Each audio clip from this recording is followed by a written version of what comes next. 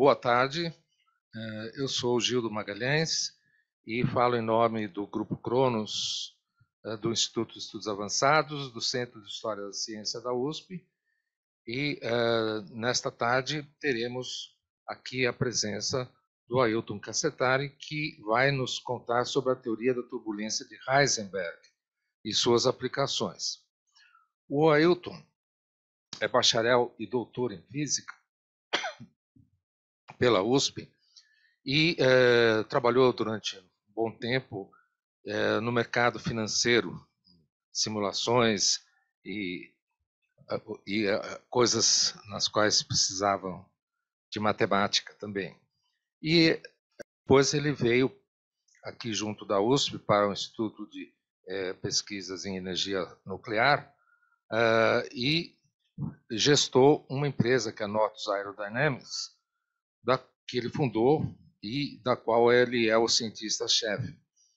E a última atividade dele foi justamente pesquisar modelos que, na prática, gerem economia de combustível para caminhões. E ele tem um livro publicado sobre a energia livre em Helmholtz e outro que vai sair agora sobre o tema desta palestra de hoje. Então, Ailton, você está com a palavra. Obrigado, professor Gildo. Bom, antes de mais nada, agradecer a presença de todos, pelo interesse, em especial ao professor Gildo, né, pela gentileza desde o convite. E é, obviamente, um privilégio falar sobre uma teoria tão importante como a de Heisenberg, e também mostrar um pouquinho aí do nosso trabalho na área. Né? Bom, se isso é um privilégio, também acaba sendo um desafio, né? Porque eu queria satisfazer um pouco as expectativas de vocês, né? E também porque uma teoria de um mestre como Heisenberg, ela guarda sempre nuances, né? Que muitas vezes a gente não percebe nem na leitura inicial e até mesmo nas aplicações, né? Eu vou mostrar como a gente teve recentemente uma nova aplicação dela, né? Mas para não estragar o final do filme, né? Vou deixar para o final, então.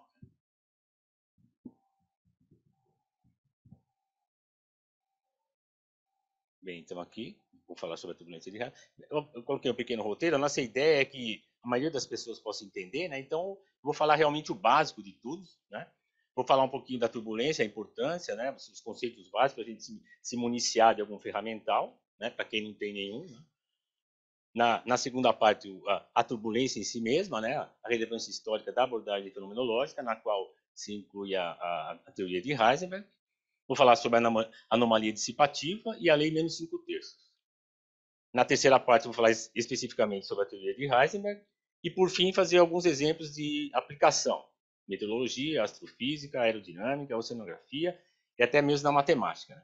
Eu vou me alongar aqui um pouquinho só na aerodinâmica, que é a área em que eu trabalho. Né? E nas outras, obviamente, todas elas são um campo de pesquisa em separado. Então, obviamente, só vou mostrar o básico, né, mas de como a teoria pode ser utilizada, sem a pretensão de entrar em qualquer detalhe e esgotar aí o assunto. Né? Bom, então, para quem não conhece, né, Werner Heisenberg viveu entre 1901 e 1976. Ele é mais conhecido pelos trabalhos da mecânica quântica, né? Principalmente o princípio da incerteza, que ele publicou em 1927. Recebeu em 32 o Nobel de Física justamente pela criação da mecânica quântica. Há uns trabalhos dele menos conhecidos, né? Entre os quais esse que eu vou falar, né? E ele acabou depois da Segunda Guerra, ele acabou ocupando alguns cargos executivos no governo alemão, né? Ligado à ciência. Aí vocês têm uma pequena polêmica sobre porque ele não saiu da Alemanha na época da guerra, né? Mas eu não vou entrar nesse assunto, mas historicamente isso é bem discutido, né? Ele não deixou a Alemanha como a grande maioria dos grandes cientistas alemães da época. Né? Bom, então, vou começar a nossa parte 1. Vou falar um pouco do que seria uma turbulência. Né? Bom, é um fenômeno belíssimo da natureza. Né? Geralmente, quando a gente pensa em turbulência, a gente pensa em umas coisas desse tipo aqui. Né? Você tem um fluxo de ar, no caso aqui o ar, né? Passando através de um obstáculo, e ele provoca esses grandes turbilhões em torno dele. Essas mudanças de velocidade a gente caracteriza como turbulência, muito rápidas, né? No tempo e no espaço. Então, quando a gente vê uma coisa dessa, tenho certeza que é turbulência. A fluidodinâmica clássica, ela conseguiu tratar um pouco disso, né? Principalmente pelo trabalho do Claude Navier e do George Stokes, né? Separados aí de umas 2 décadas mais ou menos, né? O que eles fizeram? Baseado nas leis de Newton, né? Da dinâmica que a gente conhece desde o colégio, eles escreveram uma equação que é a equação mais importante da fluidodinâmica clássica, que é chamada equação de Navier-Stokes, né? Aí a gente pode ver, se vocês olharem do lado esquerdo, vocês veem o du/dt, que é a variação da velocidade com o tempo, que é a aceleração. Então, se a gente lembra da lei de Newton, força, massa vezes aceleração, eu tenho a aceleração desse lado esquerdo é devido às forças que estão do lado direito, né? Isso aí por unidade de massa, mas aí não precisa entrar em detalhe. Em fluidos, a gente fala sempre em pressão, né? Ao invés de força, o mais correto é falar em pressão, né? Então, essa é a famosa equação de Navier-Stokes. Ela envolve o gradiente de pressão e o gradiente de velocidade. U seria aquele campo de velocidade que eu mostrei para vocês lá. Vocês têm, naquele triângulozinho ao contrário, que tem um quadrado, é o chamado Laplaciano. Ele é proporcional à viscosidade do fluido.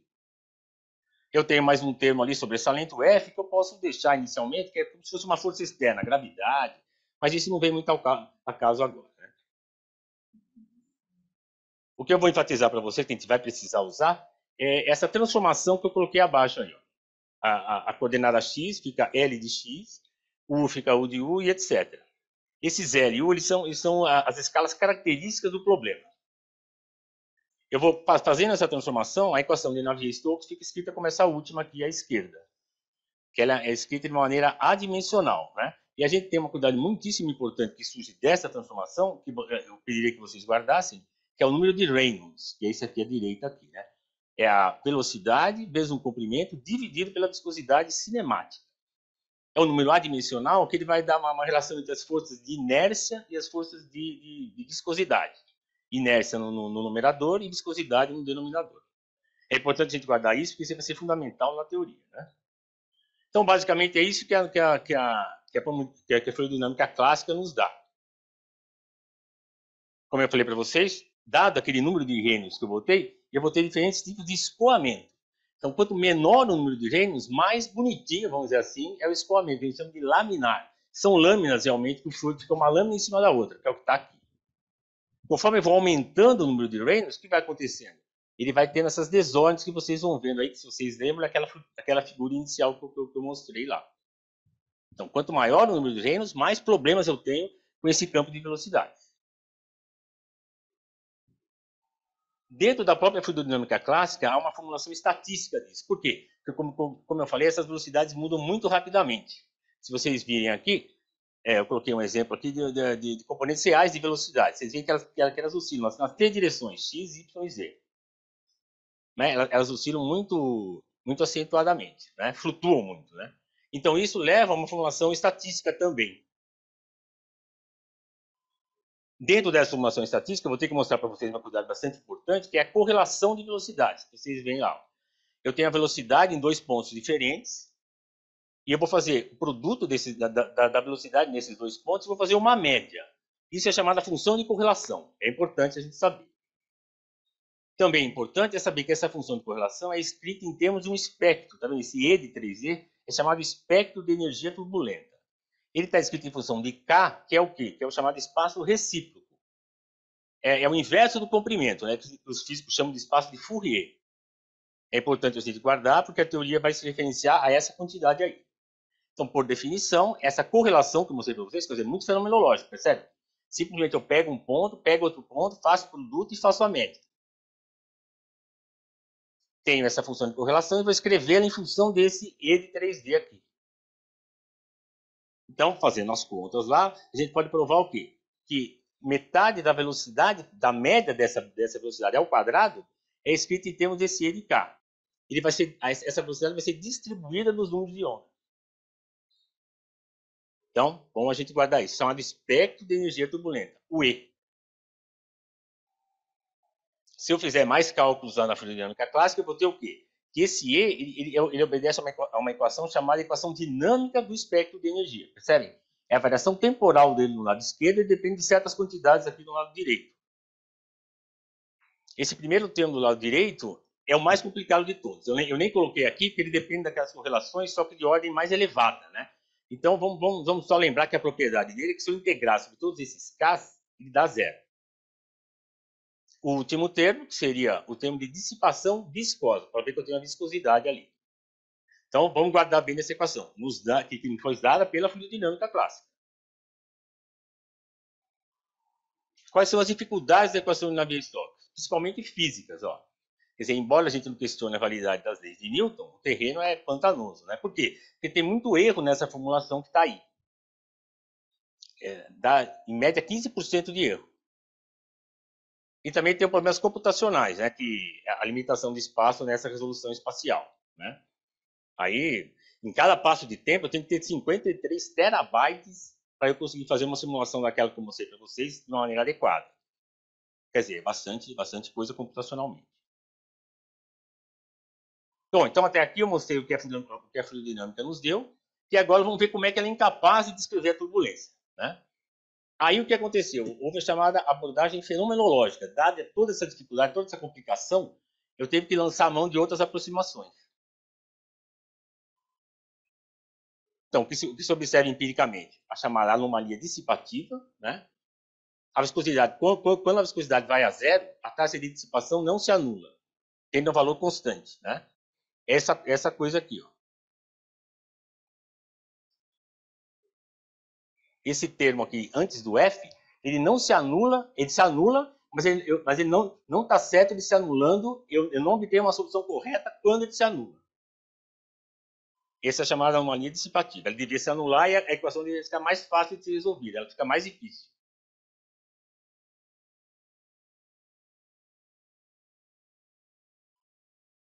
Depois dessa lei, a mais importante lei da turbulência, a lei menos 5/3 de Kolmogorov. Né? Eu tenho Kolmogorov formulou em 1941, o Onsager em 45 e o Carl Friedrich von Weizsäcker em 48. É mais ou menos uma descoberta simultânea. Né?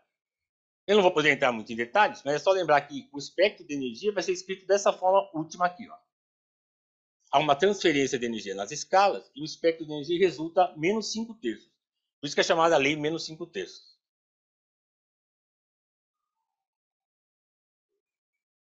Aqui, isso que eu botei aqui está nesse gráfico aqui. Né? Ali, menos 5/3, como você vê a faixa inercial, que é quando todas as turbulências são parecidas. Né? É a universalidade. Né? Então, vamos guardar essa lei aqui. Esse espectro aqui a última curva aí é o que eu obtenho empiricamente. Essa reta é essa lei aqui. Certo? Lembrando que eu estou no espaço de Fourier. Agora, mais mesmo fenomenológico. Né? Vocês veem na esquerda a foto de uma turbulência. Né? O que acontece? Basicamente, você tem o quê? Uma transferência de energia de uma escala maior para uma escala menor. Então, quando eu vou da esquerda para a direita, a energia está sendo distribuída. Por isso que ela forma aquele espectro ali que é a turbulência. Então, eu tenho uma escala maior aqui e a energia está sendo distribuída dessa maneira aqui. Ela é distribuída até que ela seja dissipada. Aí a faixa é dissipativa. Bom, até aí eu falei sobre o básico da turbulência, que é basicamente a lei de Kolmogorov. Né? Agora entra o Heisberg na história. Ele vai escrever uma teoria da turbulência baseada no trabalho do seu aluno, Carl Friedrich von Weizsäcker, né? Que é a segunda referência ali. A referência mais importante é essa primeira aqui, né? Que foi publicada no Zeitschrift für Physik, 124. Como eu falei com o professor Gildo, isso ainda não tem tradução, acho que nem por inglês, né? Então, muito do que eu vou falar aqui é desse artigo original aqui. Infelizmente, ainda não tem uma tradução. Né? Então, se a gente lembrar lá daquela equação que eu mostrei para vocês, do espectro, da equação dinâmica do espectro, eu vou escrever de uma maneira um pouquinho diferente, que é o que está embaixo aqui. Mas é basicamente a mesma coisa. Você percebe que eu só estou integrando nos números de onda.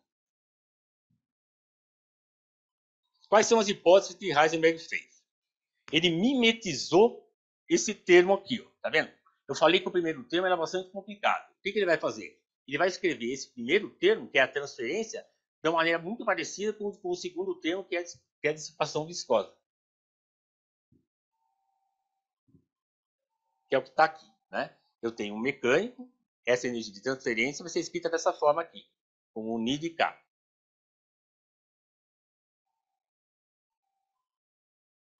Se eu substituir essas expressões aqui, eu tenho a equação fundamental da teoria de Heisenberg. Certo? Então, o que ele fez? Ele, fisicamente, ele mimetizou a dissipação, a transferência de energia é igual à dissipação, né? Semelhantemente, né? Vamos dizer assim. Né? Aí, o que acontece? Esse termo viscoso, esse Ni aqui, ele passa a esse Ni de K aqui. Ó. Ele vai depender da escala daí, né? Essa é a grande sacada. Bom, essa equação, teoricamente, se eu resolvê-la, eu tenho aquele espectro de energia lá, que é tudo que eu preciso na turbulência. Bom, Heisenberg, naquele artigo original, ele não dá uma solução analítica. Quem o fez foi o astrofísico Chandra Sekhar, né, em 49. Por incrível que pareça, essa equação complicada aqui tem uma solução simples, que é essa daqui, o EDICAC. Então, eu tenho o quê? A solução do espectro de energia. Além, o Chandra Sekhar, ele só obteve uma solução em estado estacionário, né? Que é quando ele não tem variação temporal. O Heisenberg ele também escreveu um estado não estacionário, foi o primeiro a escrever, e acho que até agora o único, né? Vocês têm aqui, quando o número de reinos é grande, lembra que eu disse o número de reinos? A esquerda, quando ele é grande, e a direita, quando ele é pequeno. Então, são soluções aproximadas que ele obteve lá no artigo original. Quais são as consequências disso? Como eu estava falando já com o professor Gildo, essa equação de Navier-Stokes aqui, ó,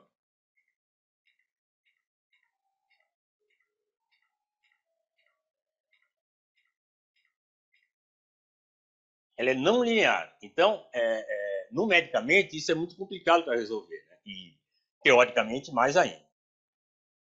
O que acontece? Com essa mimetização que o Heisenberg fez, eu posso linearizar essa equação. Que é isso aqui. Ó. Essa primeira equação aqui. Vocês percebem que aquele termo complicado lá, ele não vai aparecer aí. Acontece uma outra mimetização. Aquele termo viscoso, ele passa a ser mimetizado por esse termo aqui. Ó. Vocês podem ver que é praticamente o mesmo termo, só que eu tenho o quê? Uma espécie de média sobre as escalas. Uma pequena transformação, eu consigo voltar para a equação de Navier-Stokes. Então, não são coisas separadas, como muita gente pensa. Eu posso voltar para a equação de Navier-Stokes.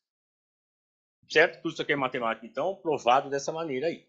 Isso é muitíssimo importante. Né? Isso aí, para quem trabalha com análise numérica, é muito importante. Uma outra coisa muito importante é a chamada constante de von Karman. Para quem trabalha com fluidodinâmica sabe a importância dessa constante. E eu consigo obtê-la a partir dessa constante aqui. Ó. Vocês veem? O que está multiplicando a viscosidade aqui é o Q. Isso aí é a constante de Heisenberg. Ele foi capaz de estimar essa constante também lá no artigo original. Aqui eu não coloquei, mas vocês vão ver que, dada a habilidade matemática que ele tinha, né, ele conseguiu um valor numérico dessa constante. Então, é importante, von Karman, quem conhece sabe a importância da constante, eu posso obter em função daquilo, e posso ter quantidades difíceis de ser obtidas empiricamente. Né?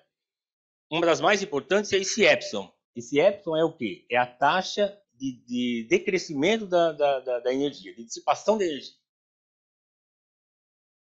Os gradientes de pressão. Vocês viram lá que depende muito dos gradientes de pressão. A teoria consegue me dar um valor quadrático médio desses gradientes. Também é muito importante na prática.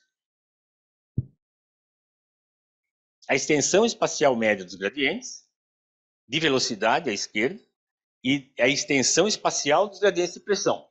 Isso é muito importante para o controle da turbulência. Difícil de calcular e aqui ela já me dá também. O fator de Skewness das derivadas de velocidade teve com a simetria aí das distribuições, eu não vou entrar em detalhes. E uma coisa muito importante, o tempo de formação do espectro de equilíbrio. Isso aqui é uma das coisas mais importantes, já estou enfatizando, vou mostrar aqui do que se trata. Né?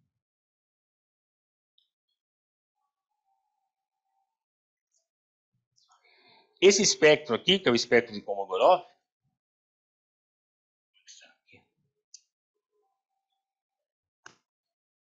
aqui. Isso aqui, ele não se forma imediatamente. a energia eu tenho uma mudança de escalas aqui da esquerda para a direita, a energia ela vai sendo distribuída até ela ser dissipada. E esse tempo que demora para isso acontecer é aquele tempo que eu mostrei para vocês lá. Esse tempo aqui. Pode ver que ele depende das quantidades que eu já avaliei anteriormente.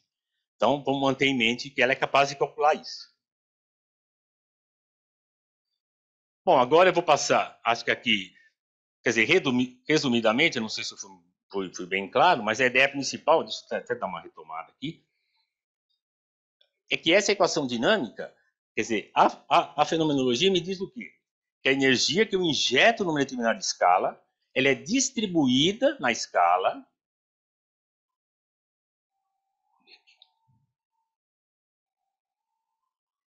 aqui. Vou acentuar. Também eu tenho lá na esquerda, que eu não tenho turbulência. A partir do momento que a energia vai sendo distribuída, acontece esse fenômeno que a gente está vendo aqui. Ó. Há uma formação de um vórtice ali, e esse vórtice fica cada vez menor, tá vendo? Então ele vai se dissipando ao longo, quanto mais eu vou para a direita, que é o que está nessa figurinha aqui. O que acontece? A turbulência é um fenômeno que ele tem essa inércia, quer dizer, ele tem essa transferência de energia por inércia, quer dizer, é como se um elemento de turbulência batesse num outro elemento. E aí ele distribui a energia. Antes da dissipação atuar. Vocês veem aqui faixa dissipativa. Isso ele demora um tempo para fazer. A gente vai ver que esse tempo é importante, eu estou estressando a questão, porque ele vai ser muito importante em astrofísica, e o pessoal usa muito isso.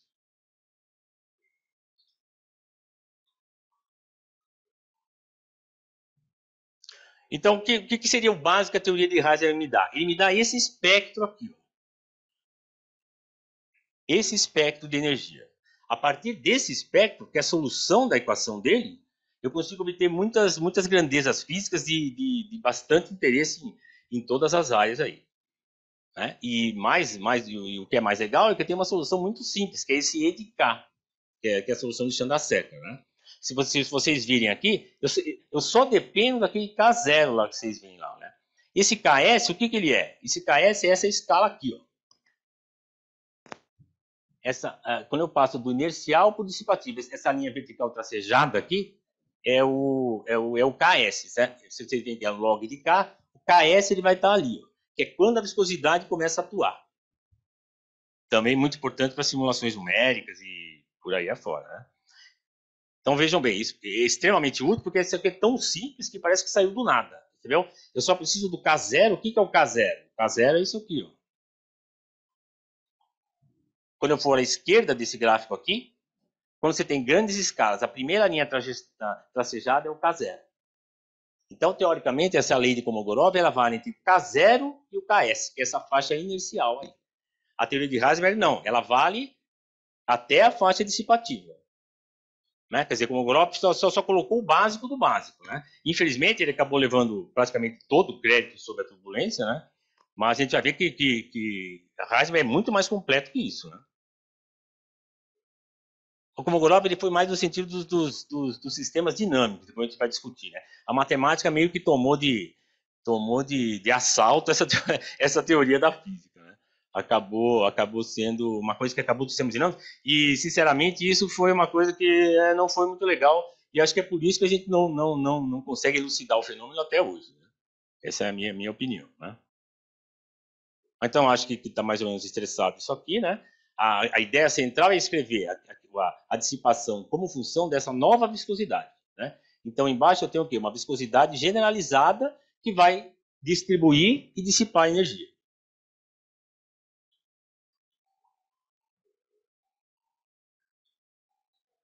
Bom, então eu vou dar um pequeno exemplo aqui, né?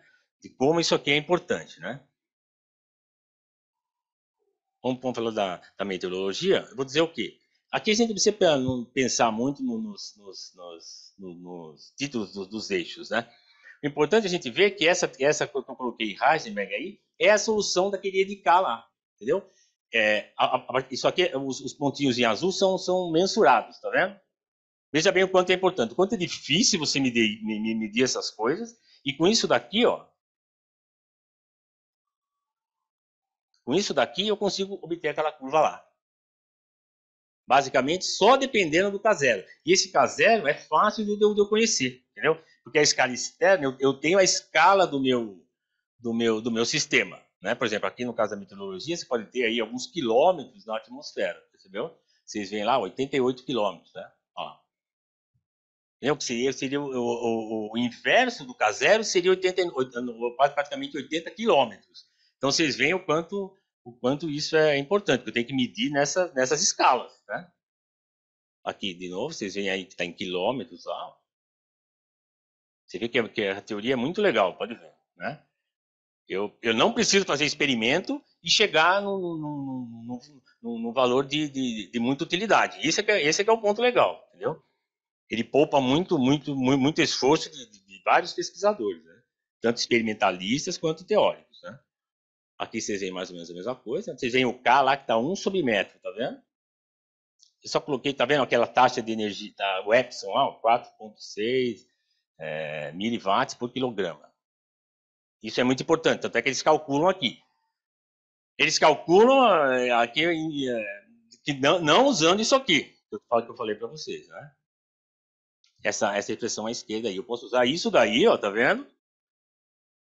Eu não sei exatamente como o pesquisador fez aqui, mas ao que me parece ele não usou a teoria, percebeu?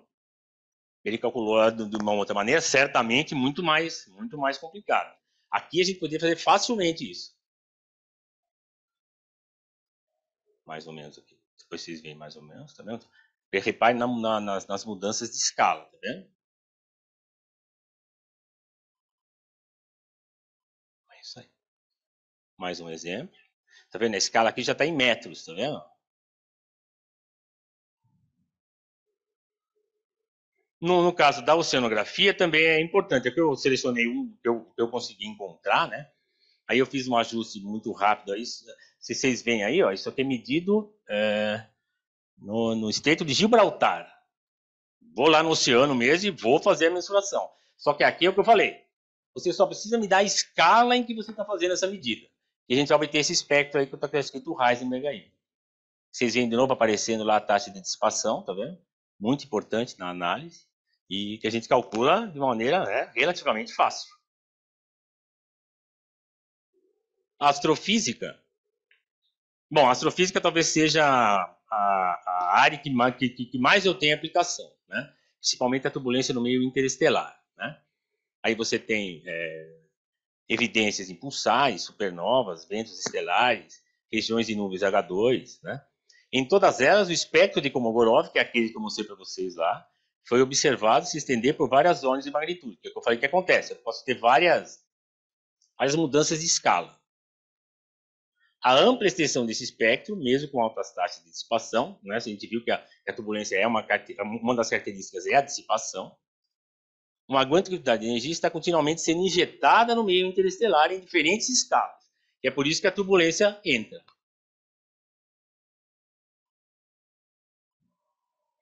Existem duas categorias principais, né?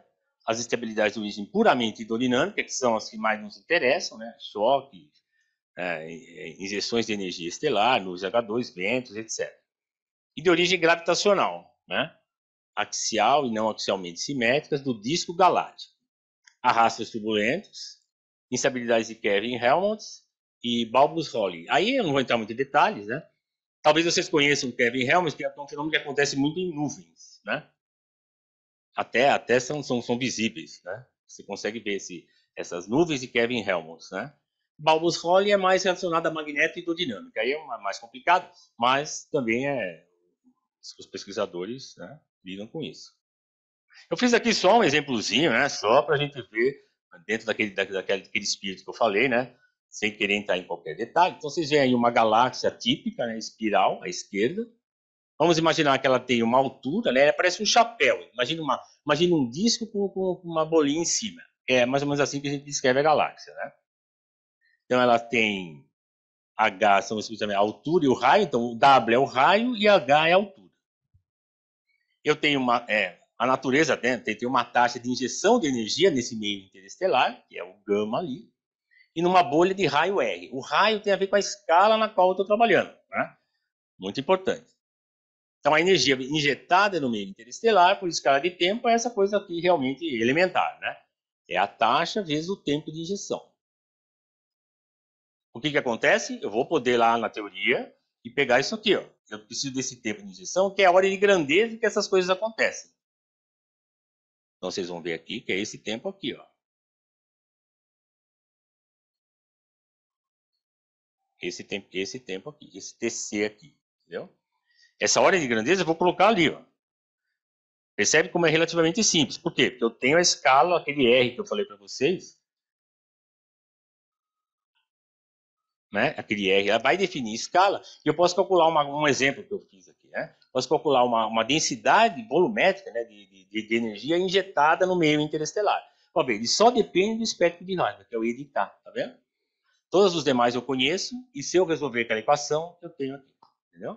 Por isso que é a principal, sem dúvida nenhuma, é a quantidade mais importante em qualquer teoria da turbulência, né? Toda teoria que assim se denominar, né, vai ter que dar uma solução para esse espectro de K. Uma outra coisa muito importante no meio interestelar é o cálculo do momento angular, porque ele tem a ver mesmo com a formação da galáxia, né?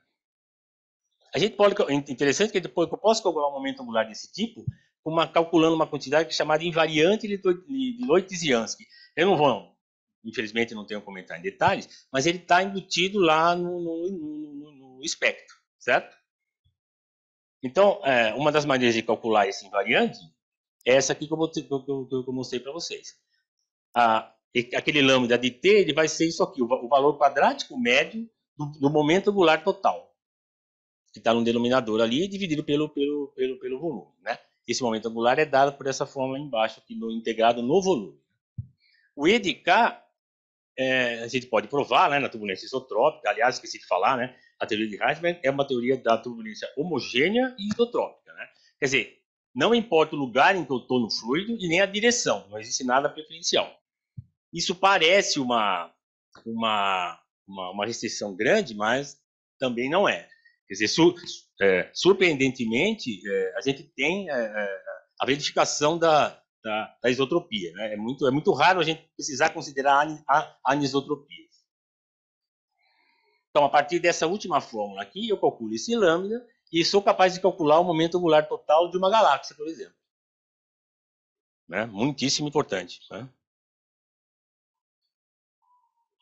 Uma das coisas mais interessantes que eu vou mostrar para vocês agora é na matemática, né? Quer dizer, como eu disse, a matemática praticamente tomou de assalto a turbulência para trabalhar no teoria dos sistemas dinâmicos, né?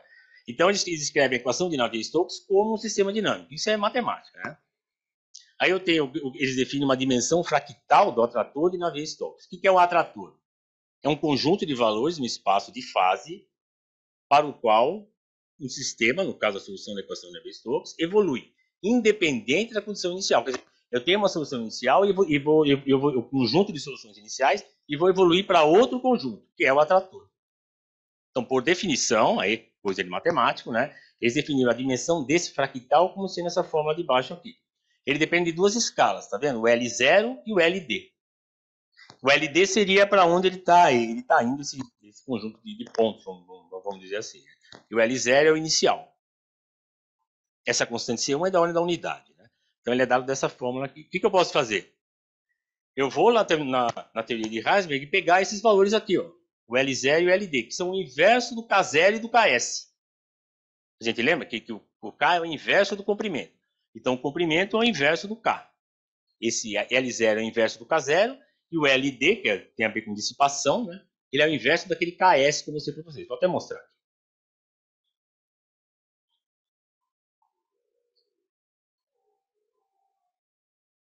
Esse KS aqui da solução de Chandrasekhar, certo? O inverso dele é aquele LD, e o K0 que aparece aí é o inverso do L0. Então veja bem que interessante. Eu tenho uma coisa totalmente abstrata, que é um atrator, e estou usando uma medida física para calcular uma coisa da matemática abstrata. Né? Quer dizer, matemática, assim, matemática já é abstrata, né? Mas quer dizer que não tem, teoricamente é uma coisa abstrata mesmo, né? Não deveria ter muito relação com a realidade, né? Mas aqui acontece essa coisa interessante, que eu posso calcular essa dimensão fractal de maneira razoavelmente precisa ainda. Né? Dessa maneira aqui, usando a teoria de Heisenberg lá. Aliás, uma coisa que é assim também foi com... como é que é? A medida do volume da esfera por Arquimedes, a partir da lei da alavanca.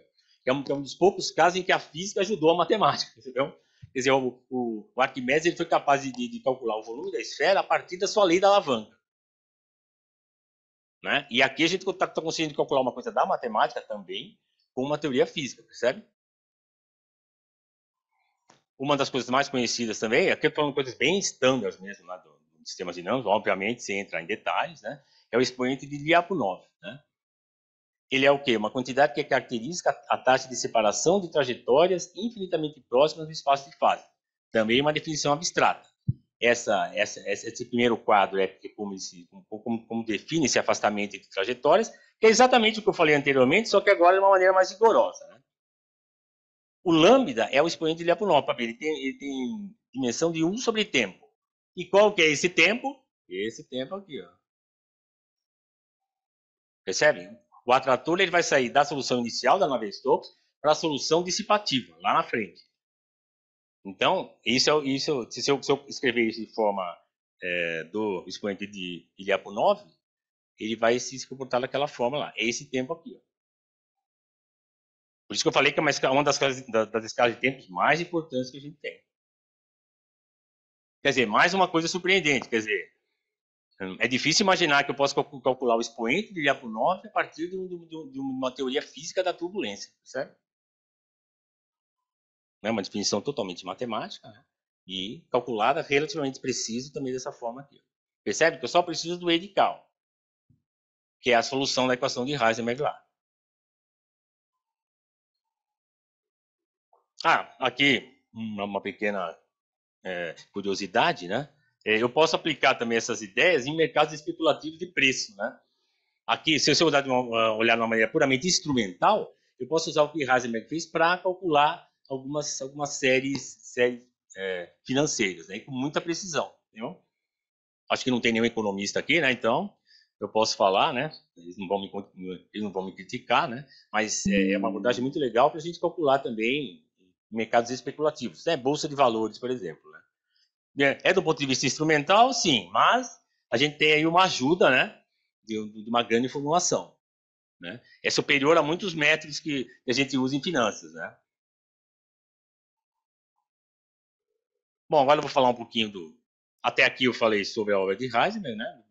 Não sei se ficou bem claro, mas o que eu quis enfatizar é o quanto ela pode ser importante em todas essas áreas aqui, percebe? Só por causa dessa equação aqui, quer dizer, ele foi capaz de escrever essa equação aqui, essa última aqui, que levou todas essas consequências que eu mostrei, certo? Para ver isso aqui, não acontece na lei de Kolmogorov. Eu não poderia fazer isso só com o espectro de Kolmogorov, certo? Nessa lei aqui, né? Infelizmente, aí eu não posso dizer infelizmente, mas o que aconteceu é que ele que ficou vinculado mais à turbulência. Né?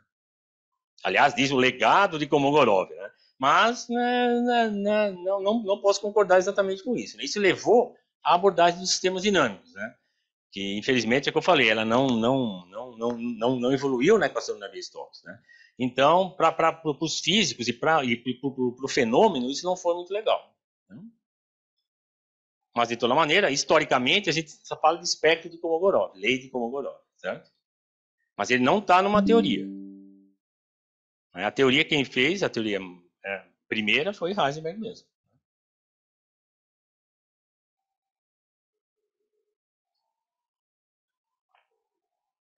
Agora eu vou estar um pouquinho mais em detalhe para vocês verem o quanto ela é importante. Aqui eu vou dar um exemplo aqui do nosso trabalho para ver o quanto ela foi importante para a gente conseguir atingir os nossos objetivos ali, né? Bom, o problema básico, como o professor Gil já tinha até adiantado, é que essa resistência, o que acontece? Vou mostrar rapidamente aqui para vocês. Acho que está aqui. Isso aqui que eu classifiquei como turbulento, o que acontece?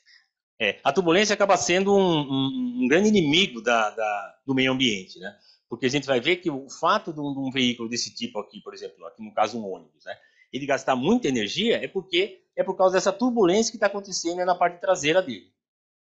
Então, graças à turbulência, né, aqueles fenômenos que eu mostrei para vocês, existe o quê? Existe a destruição de um campo de pressão aerodinâmica na traseira de veículos desse tipo. Isso aqui na natureza não deveria existir, entendeu? Quer dizer, um veículo desse é uma aberração da natureza, né? Se ele tiver que sobreviver na velocidade que ele tem no fluido, ele não teria que ter essa forma aí. Então, certamente a natureza não ia dar essa forma para ele. A gente deu essa forma por quê? Por outras razões, né? Evidentemente. Né? A gente já vê que esse é o problema. Quer dizer, não é um problema da natureza, entendeu?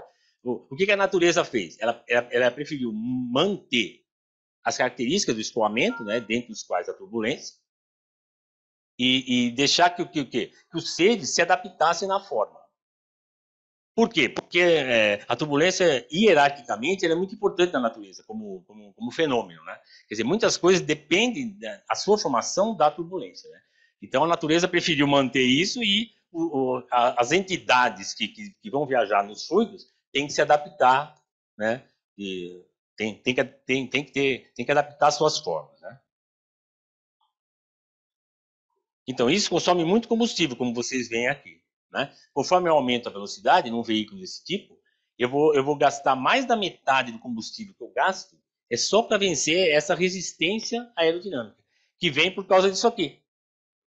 Se eu não tivesse esses turbilhões aqui, eu não teria resistência aerodinâmica. Então, o que eu tenho que fazer? Eu tenho que saber controlar essas coisas para que o campo de pressão ali seja recuperado, minimamente. Né? Eu não vou poder recuperar isso totalmente, mas minimamente.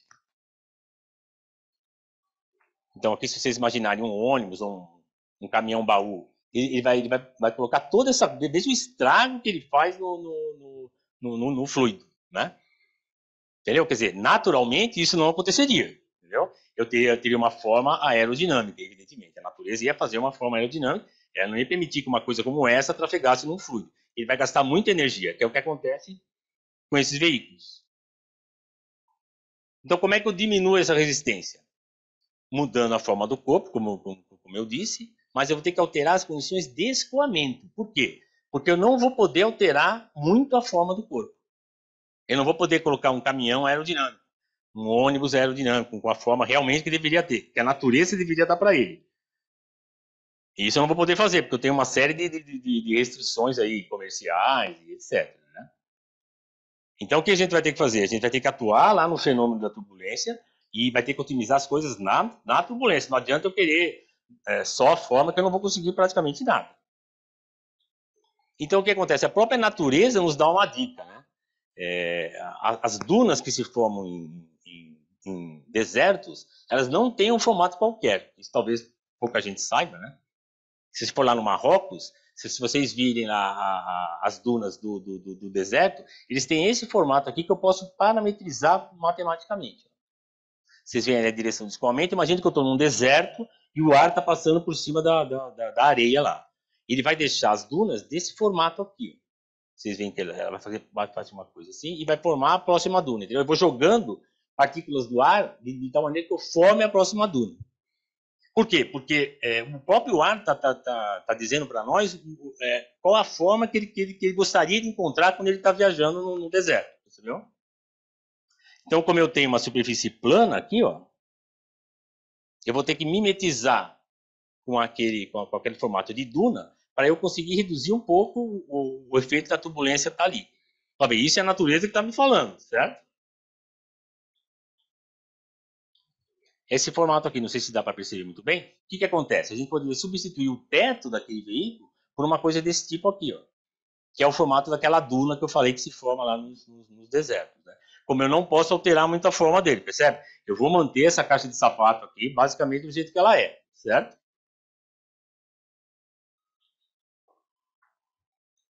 Aqui está. Então, o que acontece? Está vendo? No teto ele está com aquele formato, por quê? E vai imitar aquelas dunas que eu falei lá para vocês, entendeu?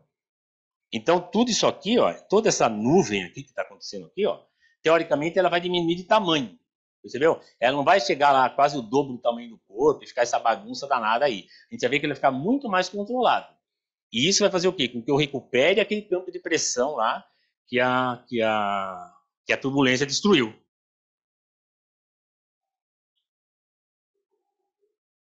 Aí vocês veem a forma, né? Aí vocês veem o que eu quis dizer. Se vocês olharem na figura de cima, ele gasta mais energia ali no vermelho, porque a pressão ali está muito baixa. Quando eu coloco esse formato de duna, eu aumento a pressão na região traseira ali. Se eu colocar esse design aqui, ó. Certo? Para ver, eu praticamente mantive a forma, só que básica, né? Só que eu otimizei o que a natureza está me dizendo que ela faz quando a superfície é plana. Só que isso não vai ser suficiente. Infelizmente, a coisa ainda é mais complicada, né? A gente não pode parar aí. Se eu quero obter uma coisa de mais eficiência, eu vou ter que atuar na turbulência, que é aí que a teoria de Heisenberg vai nos ajudar. Como é que a gente fez isso? Vou explicar, obviamente, muito rapidamente aqui e dizer qual que é o aspecto central, né?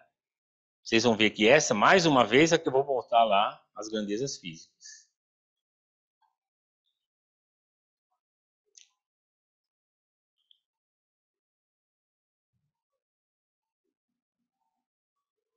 Essa taxa de dissipação aqui, mais uma vez, ela é importante para todos esses ramos que eu mostrei para vocês, da ciência de Erna aí, mas para nós também vai ser muito importante. Porque essa dissipação, veja bem, a dissipação ela tem a inércia, a turbulência ela tem a inércia, a gente vai ter que usar a inércia que ela tem e vai ter que controlar a dissipação. Então eu preciso daquele epsilon lá que eu mostrei para vocês lá. Isso vai ser fundamental.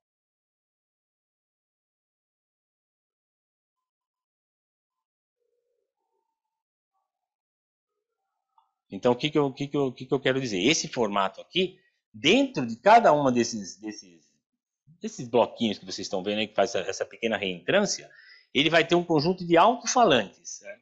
Vou explicar por quê. Né? Esses alto-falantes, eles vão atuar nessa taxa de dissipação aqui. Ó. Vou mostrar mais uma vez, desculpa ser insistente, mas é muito importante. Eles vão atuar nessa taxa aqui, à esquerda aí. Porque é essa taxa de dissipação que vai destruir o campo de pressão que eu tenho. Então, o que vai acontecer? A partir do momento que a turbulência dissipa energia, eu tenho que ser capaz de reinjetar essa energia. Com isso, eu tenho uma chance de que o campo de pressão seja recuperado, certo? Se eu não fizer isso, essa energia vai embora em forma de calor e eu perdi toda a pressão que eu preciso ter. Então, é isso aqui. Então, a gente vai ver o quê? Que esse tipo de técnica aqui, a gente chama de excitação acústica, né? Imagine um alto-falante mesmo, né? Ele está vibrando, vocês imaginam aquela membrana dele vibrando, e quando ele vibra dentro de uma caixa, ele vai deslocar uma massa de ar. Essa massa de ar, o que ela carrega? Carrega momento. Esse momento tem a ver com a energia dissipada. Então, eu perco o momento, né? E reinjeto o momento no sistema, através eu não vou entrar em detalhes, mas através dessas reentrâncias aqui. Cada um desses bloquinhos tem um alto-falante que está oscilando ali. Para ele o quê? Para ele reinjetar a energia que a turbulência dissipou. Observe que isso não aconteceria se eu tivesse uma forma aerodinâmica mais adequada. Por isso que a natureza praticamente nunca faz isso. Algumas vezes ela até faz. Não sei se vocês conhecem aquele peixinho, o estrujão beluga, né? Ele acho que é um estrujão do Danúbio, uma coisa assim. E ele tem um formato no dorso que muito se assemelha a essas dunas também, né? Porque ele não é que nem o tubarão que desenvolve uma velocidade muito grande, entendeu?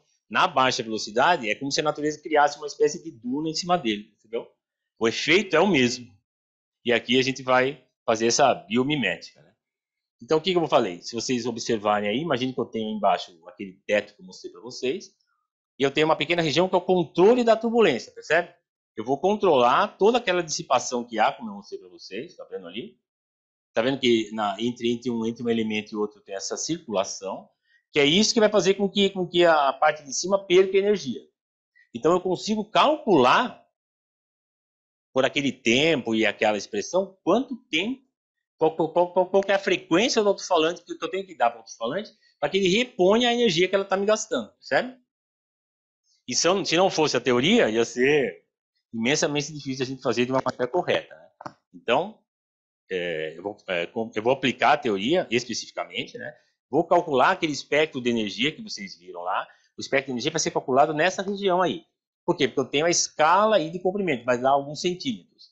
Então, vocês veem, se vocês voltarem aqui,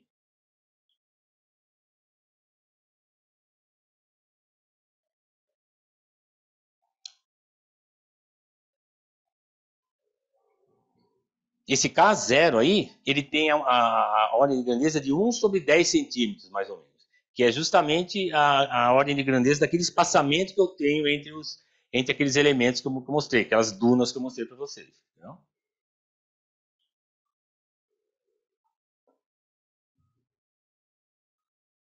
Tudo isso por quê? Porque eu vou aumentar, ele vem desde lá de cima, então, como eu estou controlando a coisa desde o início, quando ele chegar nessa região aqui traseira, ele vai estar com esse campo de pressão, né, obviamente, né, minimamente recuperado. Né? Para a gente conseguir 10% de redução no consumo, a gente tem que fazer esse tipo de coisa, senão não se consegue, porque eu não posso alterar muito a forma. Entendeu? Se eu colocar isso aqui, esse aqui é um caminhão muito grande, mas se eu colocar um caminhãozinho pequeno, isso pode chegar até de 15 a 20% de economia de combustível, que é, né, uma coisa muito relevante, né? Atualmente, ainda mais pela questão das emissões, sem nem falar muito da questão econômica, né? Então, o que eu vou fazer? Para eu aplicar a teoria, o que eu tenho que fazer? Confinar em pequenas regiões, que é aquela que eu mostrei para vocês, usar atuadores, esse SJA é uma sigla para atuadores de jato sintético. Ele vai jogar pequenos jatos, mesmo que eu falei para vocês, né? Que ele vai repor essa energia dissipada. Né? E o legal é que, dada a teoria, eu consigo calcular esses parâmetros para botar nos alto-falantes. Senão, a gente ficava aí na terra de ninguém. Né? Então, como isso, explicitamente a gente calculou isso. Aí, obviamente, se vocês quiserem ver aí, estou à disposição para a gente entrar em detalhe. Aqui eu não vou ter tempo de falar, mas a gente consegue calcular. Né? Se vocês veem aqui que esse tipo de simulação que é feito na indústria, né? Isso aqui, né? Isso aqui ainda é bastante distante da realidade, entendeu? Quer dizer, obviamente ele já dá uma boa noção, mas a coisa é mais complicada do que isso ainda, entendeu? Então, os softwares comerciais funcionam, mas é uma solução básica da equação de Navier-Stokes, né? Com alguns detalhes a mais, né? Mas o legal é para a gente tentar uma coisa mais efetiva, eu tenho que colocar alguma coisa da teoria da turbulência, explicitamente. Né? Tem que entender muito bem o fenômeno, né? Senão é realmente difícil.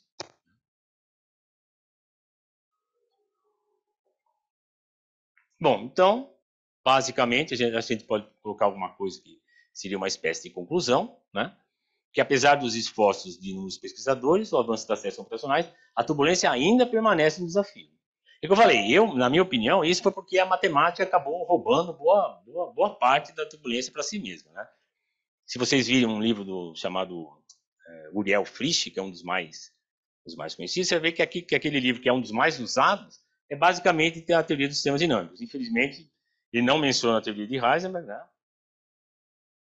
Mas eu não posso concordar com esse tipo de abordagem. Acho que para a gente entender o fenômeno, tem que ser realmente a gente tem que atuar numa coisa parecida como essa aqui. Né? Eu tenho que saber escrever uma coisa dessa fenomenologia aqui.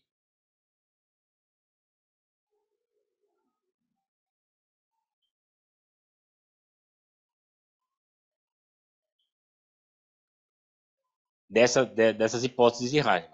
O que talvez necessite é a gente refinar um pouco. Não, se bem que a gente já existe alguma generalização desse tipo, né? Essa equação fundamental já foi generalizada para alguns pesquisadores, isso na década de 50, né? Mas ainda não, a intuição física ainda está, né, vamos dizer assim, meio capenga, né? Eu consigo resultados um pouco melhores, mas a gente tem coisa por fazer ainda. E isso não é conseguido pela teoria do caos. Né? Se eu admitir que a equação, se eu ficar considerando a Navier-Stokes como um sistema dinâmico, do jeito que ela é, sinceramente, acho que a gente não vai. Obviamente, é um construto matemático, tem muito interesse, tem uns teoremas, o próprio teorema Kahn, né, do Kolmogorov, Arnold Moser lá, são coisas interessantíssimas, mas são mais matemáticas, né? O que a gente quer é, como eu falei, uma maneira de a gente recuperar todo esse campo de pressão que a turbulência acaba destruindo, né?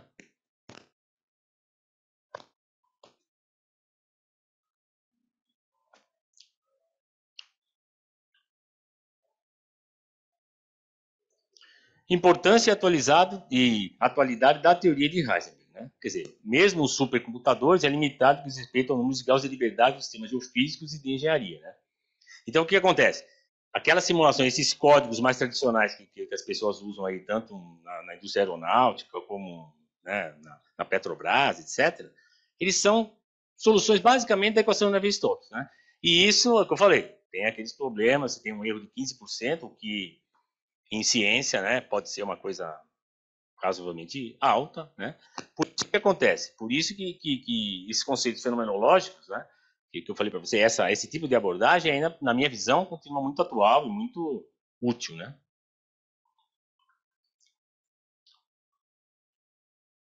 Então, além desse argumento, esse aí seria um argumento mais técnico, mas tem uma razão, vamos chamar de uma razão científica, né, da abordagem de Heisenberg. A história da teoria da turbulência deu origem à confiança no poder dos conceitos muito simples. Parece que não teria havido nenhum progresso significativo se eu ficasse só com a equação de Navier-Stokes. E eu escrevi isso porque eu acho que isso realmente é o mais pertinente. Se eu ficar só na equação de Navier-Stokes, seja melhorando meus códigos, ou seja atuando aí no caos determinístico, a gente não vai avançar muito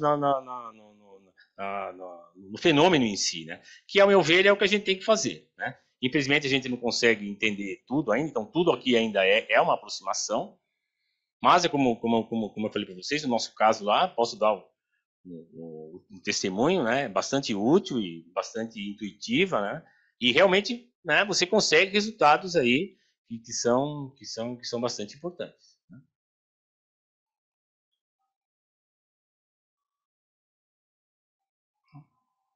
Bom, então, acho que isso que eu gostaria de passar para vocês. Espero ter sido aí suficientemente claro. Né?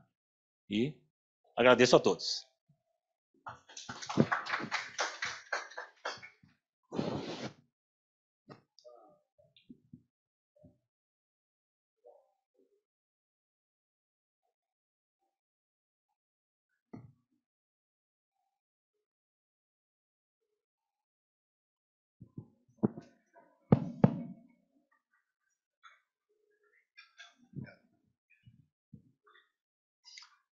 Obrigado, Ailton. Aqueles que estão seguindo e quiserem nos fazer perguntas, podem usar iea@usp.br.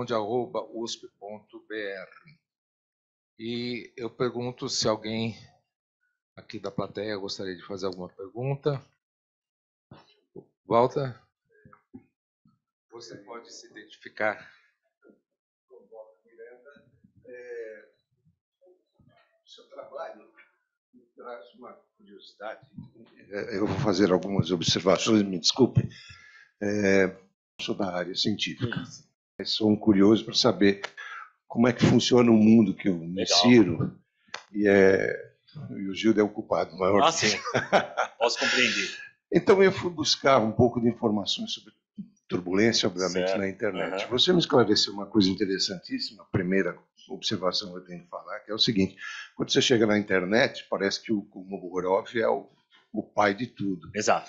E o tema que você coloca é Heisenberg. Né? Exato.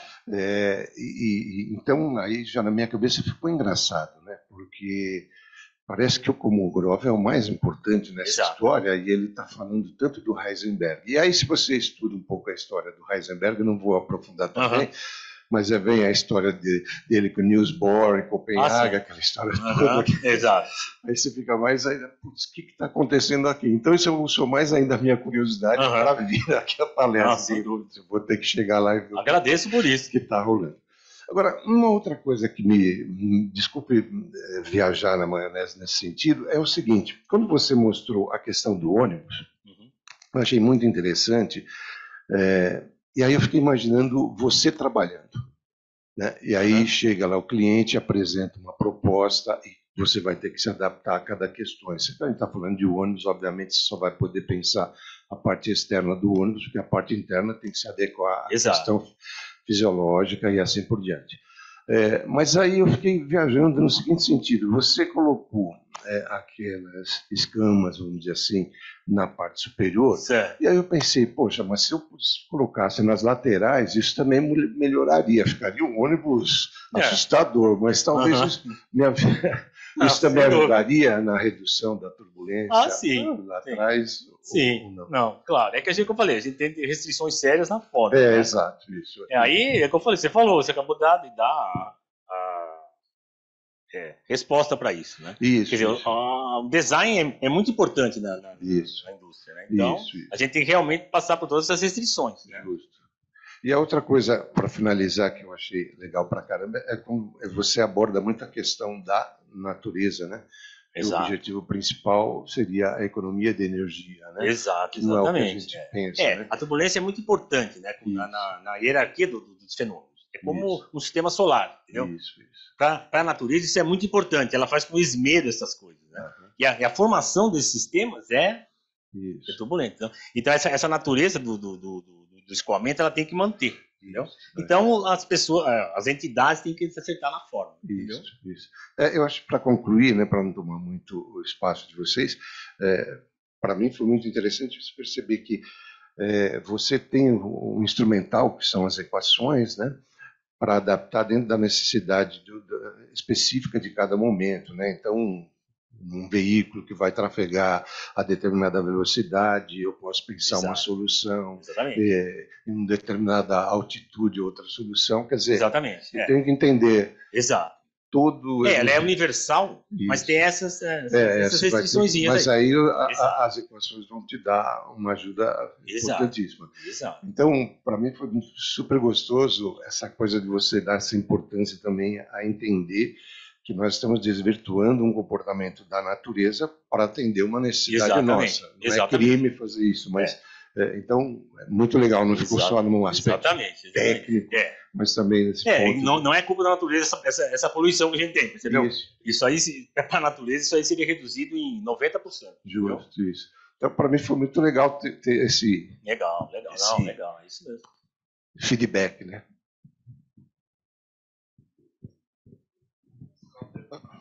Continuar a conversa? Oi, boa tarde. Sou Tarcísio, formado em Química. Eu também achei muito interessante a questão da aplicação, né, com a questão do ônibus e tal. Eu acho que você abordou isso um pouco, mas queria te ouvir um pouco falar. Você que trouxe essa solução das escamas. Exato. E foi estudando um pouco as insuficiências da equação de Navier-Stokes que você chegou na formulação de Heisenberg da turbulência e viu que ela seria mais adequada para a solução do seu problema? Exato, porque a gente já vai na boca do lobo, entendeu? Eu preciso dessa taxa de dissipação, né? Porque é a dissipação que causa o maior problema para nós aí, entendeu? Eu tenho que dar um jeito de recuperar essa energia que está sendo dissipada por essa forma aí, entendeu? Só como eu tenho muita restrição na forma, né? Eu sou obrigado a ir no âmago do que está acontecendo ali, entendeu? Eu tenho que ver como que a turbulência realmente tá levando a esse resultado que a gente vê aí, né? Entendeu? E haviam outras soluções possíveis mais limitadas? Usando é muito difícil. Sem mudar a forma, a gente não vai conseguir economia de combustível, entendeu? E é o que eu falei, a natureza quer que você adapte a forma, fim de papo. Não tem como ela mudar a natureza do escoamento, entendeu? Então a gente tem que atuar, a gente não pode mudar a forma, é que é a questão. Entendeu? Eu tenho que ter uma técnica aqui que eu passe por cima dessa limitação da forma, entendeu? Isso é o básico. Tá? Tá ótimo. Obrigado. É isso. Desculpa, porque vem muitas coisas na cabeça e eu fico imaginando de novo você no trabalho, e aí a pergunta que eu queria fazer é a seguinte: existe já uma consciência empresarial de que é necessário esse tipo de profissional, você especificamente, ou ainda não, ainda existe uma recusa, o pessoal ainda não consegue entender que isso ajudaria, economizaria, facilitaria, mas pode dar trabalho no começo, mas vai resolvê-la. Então, como que é essa resposta?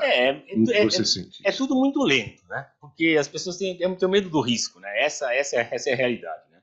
Então, para alguém fazer isso, todo mundo espera que o outro seja o primeiro, entendeu? Então, eu vou fazer, eu tenho uma indústria, você tem, faz você, um empurra o outro e acaba ninguém fazendo nada, entendeu? Mas eu acho que o futuro desse tipo de análise, né? Porque, né, é muito combustível que você gasta, entendeu? Não é possível que você deixe um caminhão desse, né, gastar uma energia como essa. Né? Aqui a gente economizou 10%. Né? Quer dizer, tudo isso para economizar 10%. Porque é o que eu falei, questão da forma. Né? Mas se você colocar 10% no que se gasta, você põe isso num país como o Brasil, entendeu? Cada litro de diesel é 2,5 kg de CO na atmosfera. Cada litro queimado. Um caminhão desse faz 2 km por litro. Então você vê quanto a gente está agredindo o meio ambiente, percebeu? Então, é o que eu falei, não é culpa da natureza, entendeu? A culpa é nossa, entendeu? A solução natural existe, entendeu? Não é que eu estou inventando aqui, entendeu? Que eu venho fazer mágica aqui, entendeu? Existe, obviamente, se eu pudesse mudar a forma, entendeu? A questão é a gente não mudar a forma e daí também tentar economizar, entendeu?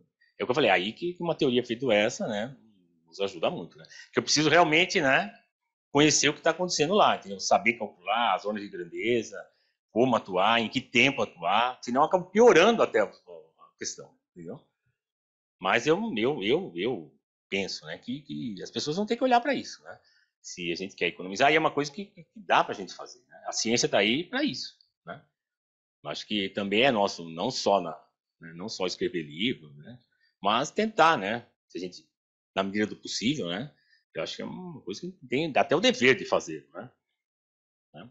Acredito que sim, mas eu não vejo com tanto pessimismo. Eu acho que uma hora, né, as pessoas vão se conscientizar mais, né? A indústria em geral. Ailton, também eu gostaria de perguntar, agora no sentido até de perturbar ainda mais a natureza, se nós poderíamos pensar em usar essa teoria para diminuir os impactos destrutivos de turbulências como um ciclone. Então, essa questão é o que eu falei. A turbulência é importante para o ciclone, entendeu? Porque ela tem que dissipar. Senão a natureza formava o ciclone e isso nunca ia se dissipar, percebe?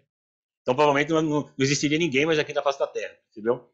Se não tivesse a dissipação, isso ia acontecer, certo? Então é o que eu falei, ela mantém a natureza turbulenta porque é importante para ela como na hierarquia dos fenômenos. Certamente é um dos fenômenos mais considerados pela natureza, entendeu?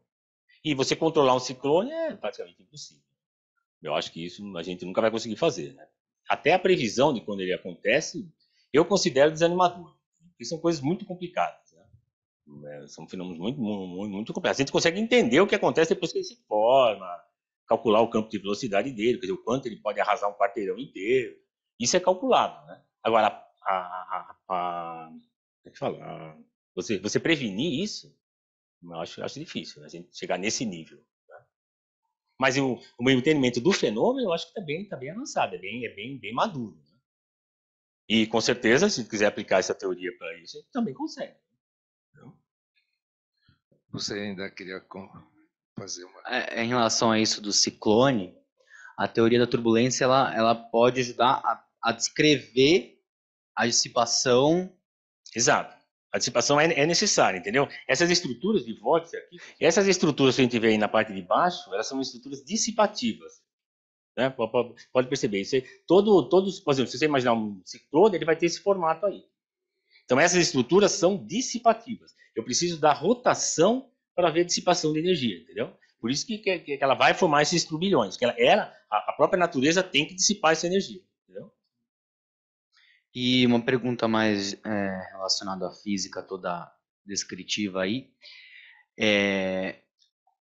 O Heisenberg, ele, como você mencionou, ele está muito atrelado assim ao desenvolvimento da mecânica quântica. Sem dúvida. E a teoria da turbulência não tem nada disso. São aquelas duas hipóteses que são o pulo do gato. Exatamente, exatamente, é isso mesmo. É um trabalho que ele fez o quê? 20 e poucos anos depois que ele criou a mecânica quântica, a mecânica matricial, né? Porque a Schrödinger também acabou criando uma outra. Eles não são equivalentes, né? Mas foi 20 anos depois de uma maneira independente, entendeu? Na verdade, isso aqui tinha sido parte da tese dele, eu acho, né? Lá na Universidade de Munique, com Sommerfeld, né? Que era o orientador dele na época, né? Ele que sugeriu a Heisenberg o tema, né? Mas ele também evoluiu lá, tem esses primeiros artigos. Não estou conseguindo mostrar, mas depois eu posso. Num dos artigos ele fala exatamente da instabilidade que foi sugerida pelo Sommerfeld. Entendeu? Isso, né, bem antes dele entrar na teoria quântica. Bem antes, não, né? Em 1921, por aí. Ele fez o trabalho principal na mecânica quântica em 27, né? Mas ele é um trabalho assim, em separado. A hidrodinâmica. Em separado, exatamente. Mas não tem muito a ver, a não ser a estatística, né? Você pode colocar uma dessas estatísticas na mecânica quântica também. Né? Mas ele não fez isso, ele fez a mecânica matricial, né? Que não tem nada a ver, no caso.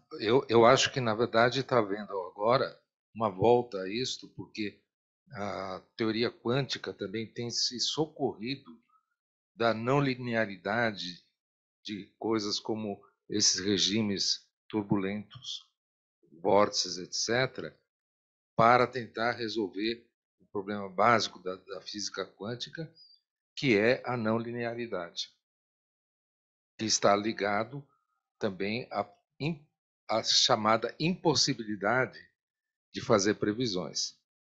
Então, tudo isso eu acho que está em revolução. Não houve, há pouco tempo, relativamente, houve um congresso em Lisboa sobre exatamente a mecânica dos fluidos e a teoria do de Broglie, da mecânica quântica. Eu pergunto, houve alguma pergunta pela internet? Nenhuma? Desculpa, mas eu enxerido. Louco, aí a imaginação vai viajando. Né? Eu fico imaginando um mundo idealizado dentro da pergunta do Gildo. Não dá para a gente controlar um ciclone, obviamente, mas daria para a gente prever as construções nossas para fazer um escoamento mais apropriado. Claro que isso no mundo idealizado, porque no mundo correto que a gente vive, vai entrar questões econômicas que não valeria a pena investir tanto para reconstruir ou fazer e tal. Mas então, no mundo idealizado, daria para se adaptar a essa periculosidade ou essa força e tal. Sim, a gente consegue as ordens de grandeza que a gente precisa. Então, o projeto ele vai sair, né, bem mais, né? Ok, então vamos novamente agradecer ao Ailton. E esta palestra estará disponível no YouTube dentro em breve. E desejar a todos uma boa tarde. Muito obrigado.